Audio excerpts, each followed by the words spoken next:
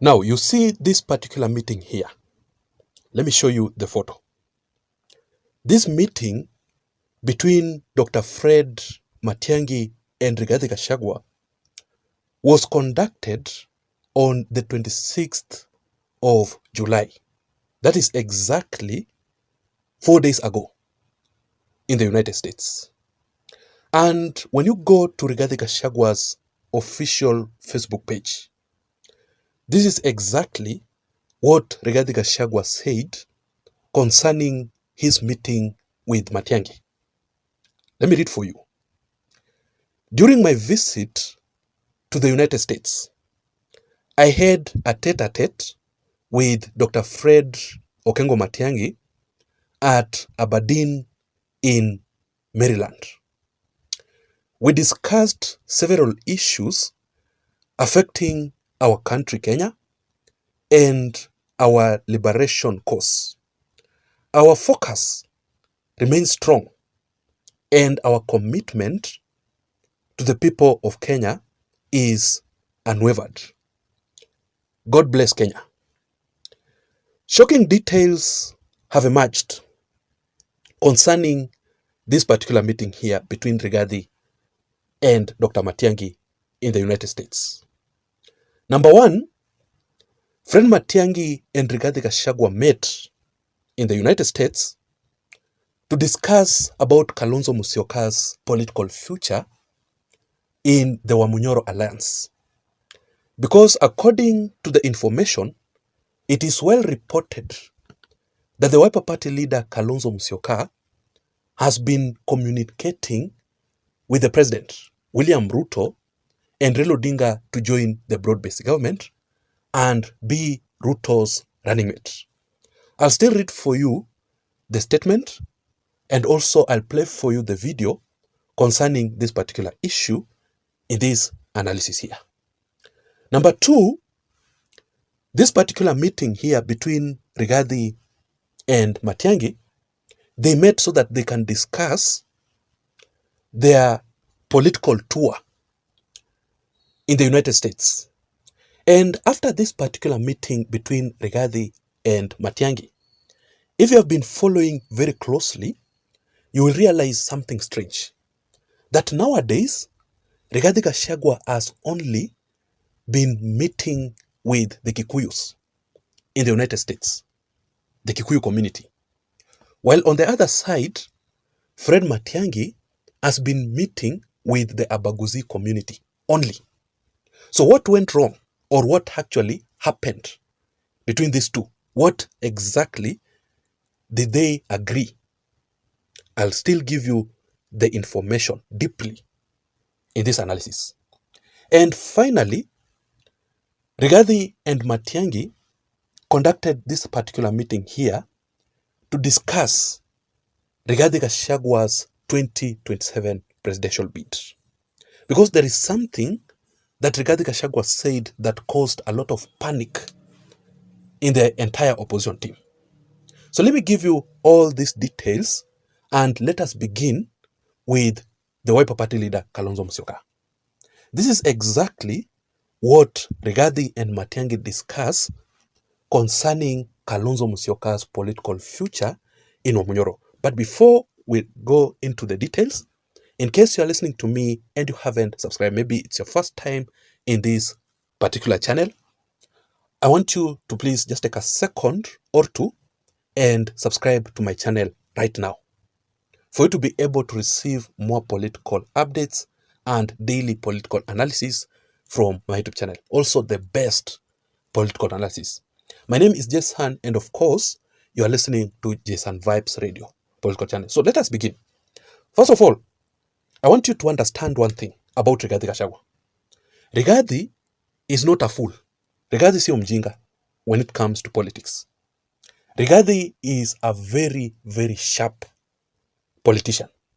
And one thing that makes Rigathi Gachagua totally different from the other opposition leaders is that Rigathi Gachagua always receives the information directly from the NIS, the National Intelligence Service.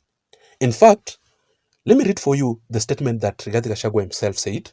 He said that, I ran a spy network in all the government departments, even within President William Ruto's inner circle. I am William Ruto's checkmate and his equal in the political arena. He knows it.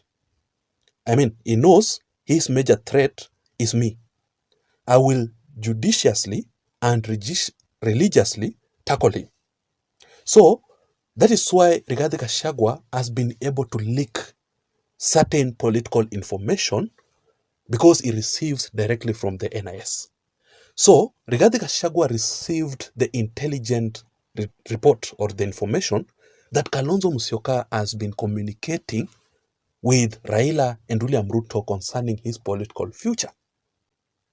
So, that is why Rigathi conducted this meeting with Matiangi. And indeed, let me tell you this, President William Ruto has already made up his mind that in the 2027 general elections, he needs Kalonzo Musyoka to be his running mate.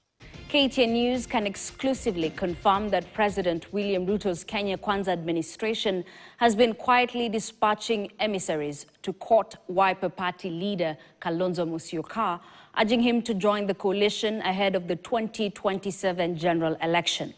Now, sources reveal that Kalonzo, who has remained firmly in the opposition despite the formation of a broad-based government, has been offered a tempting deal: the position of Ruto's running mate on the 2027 ticket.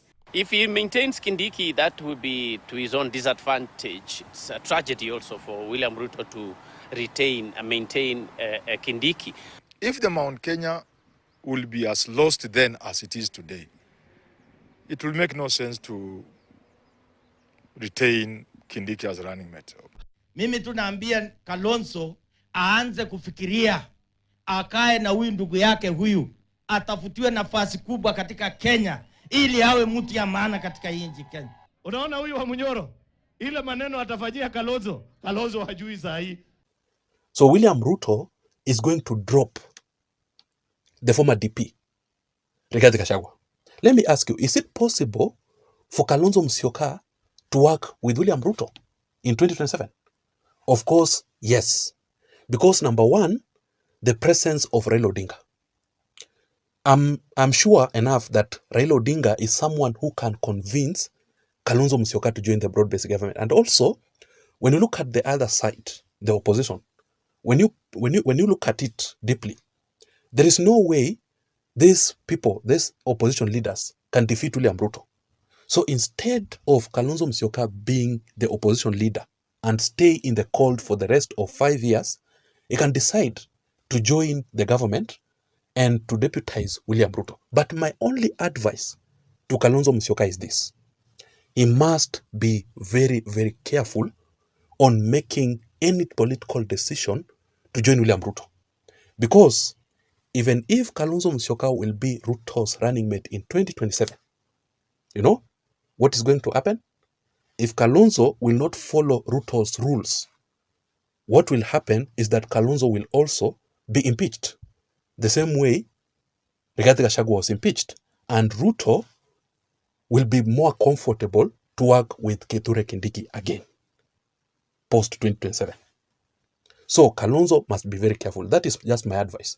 Number two, this particular meeting here between Matiangi and Rigathi Gachagua came after Rigathi Gachagua officially declared that in the 2027 general elections, he must run for presidency because Rigathi Gachagua says that he has the numbers already that makes him to be the front runner in the entire opposition team.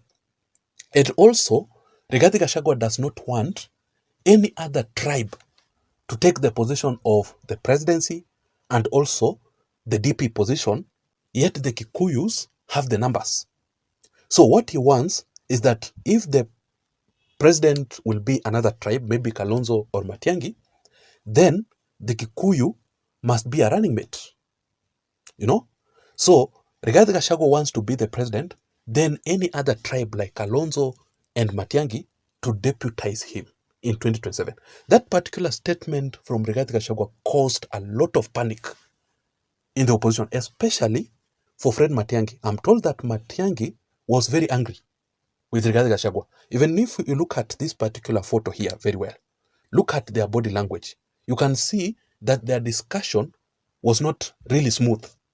Ni kama walikuwa wana argue. You see? Look at the photo, look at the body language. Can tell it all. You see? And finally, this meeting here between Matiangi and Rigathi Gachagua came after Rigathi Gachagua conducted a particular meeting with the Abagusi community.